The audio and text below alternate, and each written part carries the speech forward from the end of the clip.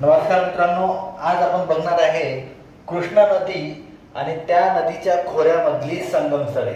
ठीक आहे. मागील भागात आपण बघितलं की गोदावरी नदीचे संगमस्थळे. संगमस्थळे म्हणजे काय की ज्या दोन नद्या एका ठिकाणी मिळतात त्या ठिकाणाला म्हणतात संगमस्थळ. ठीक आहे. तर आज आपण बघूया कृष्णा नदीचे संगमस्थळे. कृष्णा नदी हे महाराष्ट्रातली महत्वाची नदी आहे, कारण काय त्या नदीची उपनदी जी आहे कोयना नदी, तिला महाराष्ट्राची भाग्यलक्ष्मी असं म्हटलं जाते. ठीक आहे. तर बघूया, कृष्णा नदी आणि कोयना नदी यांचा संगम होतो कराडला, जो आहे सातारा जिल्ह्यातील. सातारा जिल्ह्यामध्ये दोन ठिकाणी एक वेण्णा नदी आणि कोयना नदी यांचा हा जो आहे संगम होता कृष्णा नदीसोबत. ठीक आहे.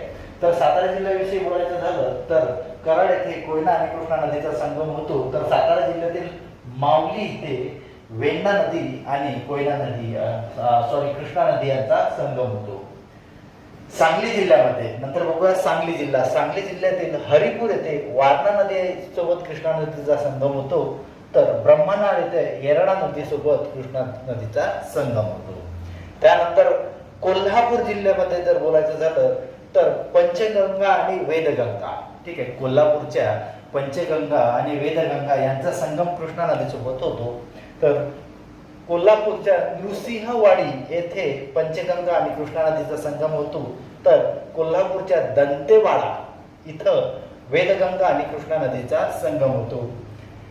आणि कृष्णा नदी जी उपनदी भीमा नदी यांचा संगम कर्नाटकमध्ये रायचूर येथे होतो. तर ठीक आहे, थोडक्यात एकदा पुन्हा बघूया.